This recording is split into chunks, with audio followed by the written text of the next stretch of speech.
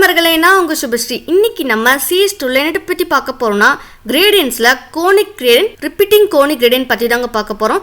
இதுக்கு முன்னாடி நம்ம gradientsல linear gradient, radial gradient என்னன்னு பார்த்தோம். நீங்க இன்னும் அந்த வீடியோஸ் பார்க்கலைனா மறக்காம அந்த வீடியோஸ் போய் பாருங்க. டிஸ்கிரிப்ஷன் பாக்ஸ்ல அந்த வீடியோஸோட லிங்க்ஸ் கொடுத்திருக்கேன். சோ வாங்க வீடியோக்குள்ள போறதுக்கு முன்னாடி நம்ம சேனல் நீங்க இன்னும் சப்ஸ்கிரைப் பண்ணலைனா மறக்காம சப்ஸ்கிரைப் பண்ணிருங்க. பக்கத்துல இருக்க பெல் ஐகானை கிளிக் பண்ணிருங்க. வாங்க வீடியோக்குள்ள போலாம். இப்போ conic gradient என்னன்னா இது வந்து ஒரு டைப் ஆஃப் gradient தான். சென்டர் பாயிண்ட்ல இருந்து சுத்தி ரொட்டேட் ஆகி கலர் வந்து டிரான்சிஷன் வந்து ஆகும். சோ அத தான் வந்து conic gradient வந்து சொல்லுவோம். இந்த conic gradientக்குமே அட்லீஸ்ட் நீங்க ரெண்டு கலர்ஸாச்சும் வந்து கொடுக்கணும். மேக்ஸிமம் நீங்க எவ்வளவு கலர்ஸ்னாலும் வந்து கொடுத்துக்கலாம். தென் இந்த conic gradient வந்து எதுக்கெல்லாம் வந்து யூஸ் பண்ணுவோம்னு பார்த்தோம்னா பை சார்ட் கிரியேட் பண்றதுக்கு, கலர் வீல்ஸ் கிரியேட் பண்றதுக்குலாம் இந்த conic gradient ஃபங்க்ஷன் வந்து நம்ம யூஸ் பண்ணிக்கலாம். இந்த conic gradientக்கு சின்டாக்ஸ் வந்து பார்த்தோம்னா இதுக்குமே வந்து பேக்ரவுண்ட் இமேஜ் ப்ராப்பர்ட்டி தான் வந்து கொடுக்கணும். தென் கோலன் கொடுத்து conic gradient ஃபங்க்ஷன் வந்து கொடுத்துக்கணும். தென் இந்த parenthesisல from angle வந்து கொடுக்கணும். டிஃபால்ட்டா வந்து பார்த்தோம்னா 0 டிகிரில தான் வந்து இருக்கும் ஆங்கிள் வந்து. நம்ம வந்து எந்த ஆங்கிள் கொடுக்குறோமோ அந்த ஆங்கிள்ல இருந்து ஸ்டார்ட் வந்து ஆகும், கலர் வந்து டிரான்சிஷன் வந்து ஆகும். தென் அட் பொசிஷன் வந்து கொடுக்கணும். டிஃபால்ட்டா வந்து பார்த்தோம்னா பொசிஷன் வந்து சென்டர்ல இருந்து தான் வந்து இருக்கும். தென் கமா கொடுத்து கலர் 1 டிகிரி, தென் கலர் 2 டிகிரின்னு நிறைய கலர்ஸ் வந்து நீங்க கொடுத்துக்கலாம். இப்போ ஒரு எக்ஸாம்பிளோட பார்த்துருவோம். அதுக்கு வந்து நான் பாடி டேக்ல H1 tag கொடுத்து எழுதிக்கிறேங்க. ஹெட்டிங் வந்து gradients in CSS conic gradient வந்து கொடுத்துக்கிறேன். தென் ஒரு div element வந்து கிரியேட் பண்ணிக்கிறேன். கிளாஸ் attribute கொடுத்து கிளாஸ் நேம் வந்து பாக்ஸ் வந்து கொடுத்துக்கிறேன். இப்போ நம்ம இதுக்கு இன்டர்னல் ஸ்டைல் வந்து பண்ணிடுவோம். ஸோ இங்கே டேக்குள்ள ஸ்டைல் டேக் வந்து கொடுத்துக்கிறேன். இந்த ஸ்டைல் டேக்குள்ள கிளாஸ் நேம் வந்து டாட் பாக்ஸ்னு கொடுக்குறேன். தென் கர்லி பிரேசஸ் கொடுத்து பாக்ஸுக்கு வந்து வித் ப்ராப்பர்ட்டி கொடுக்குறேன். 300 பிக்சல் கொடுக்குறேன். தென் ஹைட் ப்ராப்பர்ட்டி கொடுக்குறேன். 300 பிக்சல் கொடுக்குறேன். தென் பேக்ரவுண்ட் இமேஜ் ப்ராப்பர்ட்டி கொடுக்குறேன். conic gradient ஃபங்க்ஷன் வந்து கொடுக்குறேன். தென் parenthesis கொடுத்து கலர் 1 வந்து ரெட் கொடுக்குறேன். தென் கமா கொடுத்து கலர் 2 வந்து ப்ளூ கொடுக்குறேன். இப்போ சேவ் பண்ணி ரன் பண்ணி காட்டுறேன். ஓப்பன் வித் லைவ் சர்வர் கொடுக்குறேன். இங்கே பாருங்க வெப் பேஜில் பாக்ஸ் வந்து கிரியேட் வந்து ஆகிடுச்சு. வித் வந்து 300 பிக்சல் கொடுத்துருந்தோம். 300 பிக்சலுக்கு வித் வந்து இருக்குது. தென் ஹைட் வந்து 300 பிக்சல் கொடுத்துருந்தோம். ஸோ ஹைட் வந்து 300 பிக்சலுக்கு ஹைட் வந்து இருக்குது பாக்ஸுக்கு வந்து. தென் கலர் வந்து ரெட் கலர் வந்து கொடுத்துருந்தோம், ப்ளூ கலர் வந்து கொடுத்துருந்தோம்.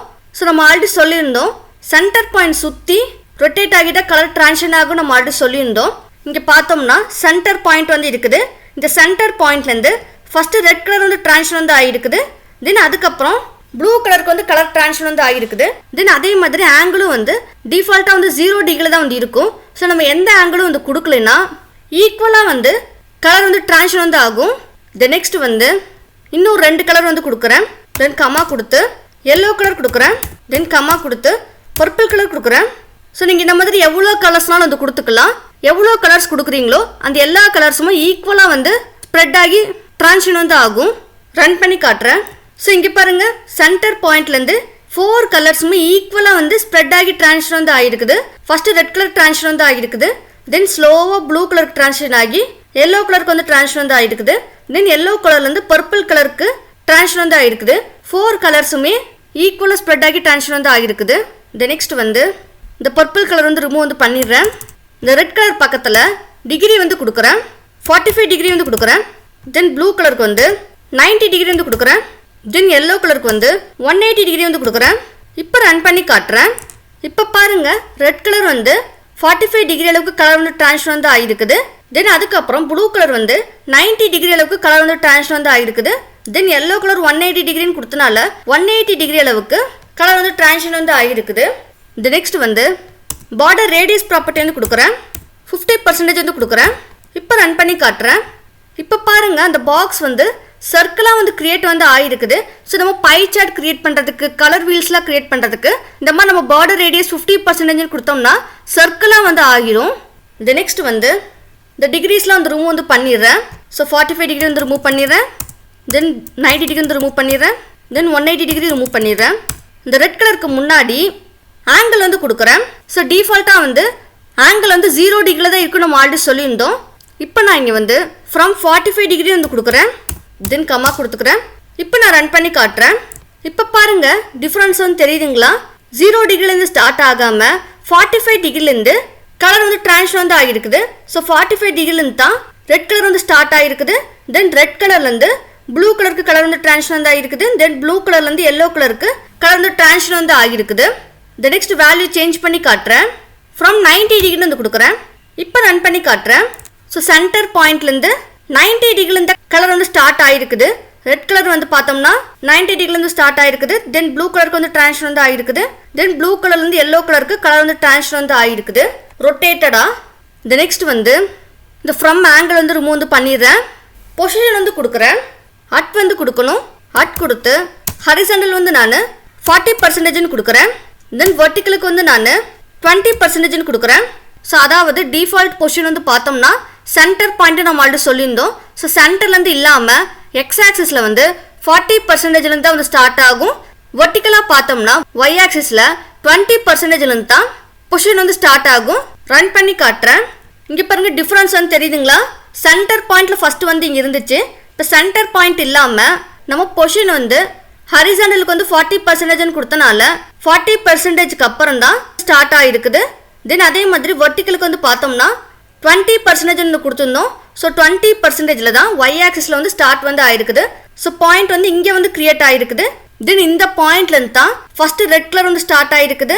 தென் ரெட் கலர்லேருந்து ப்ளூ கலர் yellow கலருக்குன்னு கலர் வந்து டிரான்சிஷன் வந்து ஆயிருக்குது. தி நெக்ஸ்ட் வேல்யூ சேஞ்ச் பண்ணி காட்டுறேன். எக்ஸ் ஆக்சிஸ்க்கு வந்து அட் 70% கொடுக்குறேன். தென் ஒய் ஆக்சிஸ்க்கு வந்து 45% கொடுக்குறேன். ரன் பண்ணி காட்டுறேன். இப்போ பாருங்க ஹரிசாண்டல் எக்ஸ் ஆக்சிஸ்க்கு வந்து 70% கொடுத்தனால 70%க்கு அப்புறம் தான் ஸ்டார்ட் வந்து ஆயிருக்குது. தென் ஒய் ஆக்சிஸ் 45% கொடுத்தனால வெர்டிக்கலாக வந்து பார்த்தோம்னா 45%க்கு அப்புறம் தான் ஸ்டார்ட் வந்து ஆயிருக்குது. ஸோ பாயிண்ட் வந்து இங்கே வந்து கிரியேட் வந்து ஆயிருக்குது. தென் இந்த பாயிண்ட்லேருந்து தான் ஃபர்ஸ்ட் ரெட் கலர் வந்து டிரான்சிஷன் வந்து ஆயிருக்குது. தென் ரெட் கலர் வந்து ப்ளூ கலர், அப்புறம் ப்ளூ கலர் வந்து yellow கலருக்குன்னு கலர் வந்து டிரான்சிஷன் வந்து ஆயிருக்குது ரொட்டேட்டடா. தி நெக்ஸ்ட் வந்து இந்த பொசிஷன் வந்து ரிமூவ் வந்து பண்ணிடுறேன். ரெட் கலருக்கு முன்னாடி எக்ஸாக்ட் கலர் டிரான்சிஷன் வேணும்னு நினச்சிங்கன்னா ஸோ அதுக்கு வந்து நீங்கள் எண்டிங் டிரான்சிஷன் வந்து கொடுத்துக்கலாம்.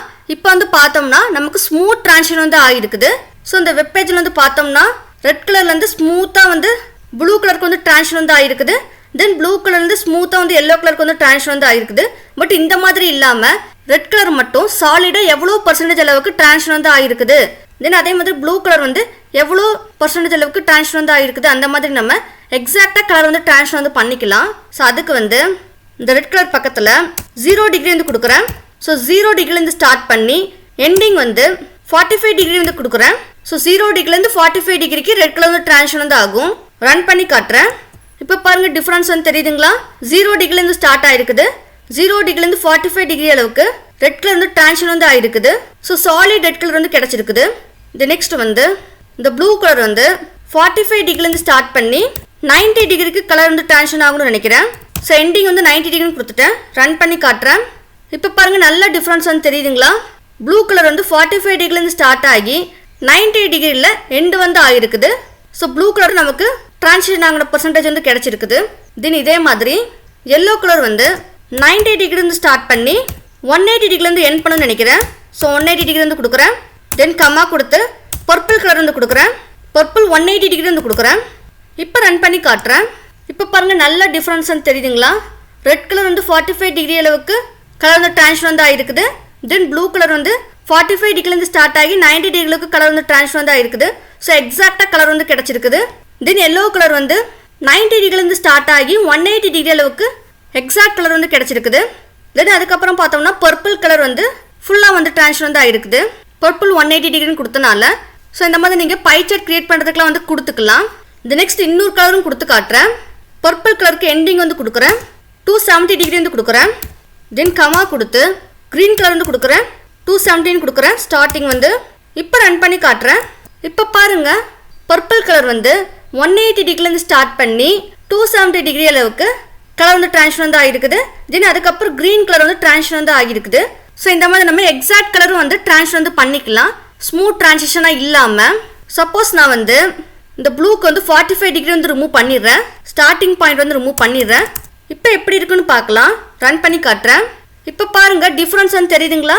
ரெட் கலர்லேருந்து ப்ளூ கலருக்கு ஸ்மூத் டிரான்சிஷன் வந்து ஆகிருக்குதுன்னு நமக்கு நல்லா வந்து டிஃப்ரென்ஸ் வந்து தெரியுது. ஸோ எக்ஸாக்டாக ப்ளூ கலர் வந்து எவ்வளோ டிகிரி அளவுக்கு டிரான்சிஷன் ஆகிருக்குது அப்படின்னு நமக்கு வந்து கிடைக்கல. ஸோ இதுக்கு தான் வந்து நம்ம ஸ்டார்டிங் அண்ட் எண்டிங் டிகிரி வந்து நம்ம கொடுக்குறோம். நான் வந்து 45 டிகிரி வந்து கொடுத்துட்றேன். ப்ளூக்கு வந்து 45 டிகிரின்னு ஸ்டார்டிங் வந்து ரன் பண்ணி காட்டுறேன். இப்போ நமக்கு கரெக்டாக வந்து கிடச்சிருச்சு. ப்ளூ கலர் வந்து 45 டிகிரிலேருந்து ஸ்டார்ட் பண்ணி 90 டிகிரி அளவுக்கு டிரான்ஸ்ஃபர் வந்து ஆகிருக்குது அப்படின்னு நமக்கு எக்ஸாக்ட் கலர் வந்து கிடைச்சிருக்குது. இப்படி தான் வந்து கோனிக் கிரேடியன்ட் வந்து ஒர்க் ஆகும். இந்த நெக்ஸ்ட் வந்து ரிப்பீட்டிங் கோனிக் கிரேடியன்ட்னா என்னென்னு பார்ப்போம். கோனிக் கிரேடியன்ட் ஃபங்க்ஷன் வந்து ரிமூவ் வந்து பண்ணிடுறேன். ரிப்பீட்டிங் கோனிக் கிரேடியன்ட் ஃபங்க்ஷன் வந்து கொடுக்குறேன். தென் பேராந்திசிஸ் கொடுத்து பிளாக் கலர் கொடுக்குறேன். 5% கொடுக்குறேன்.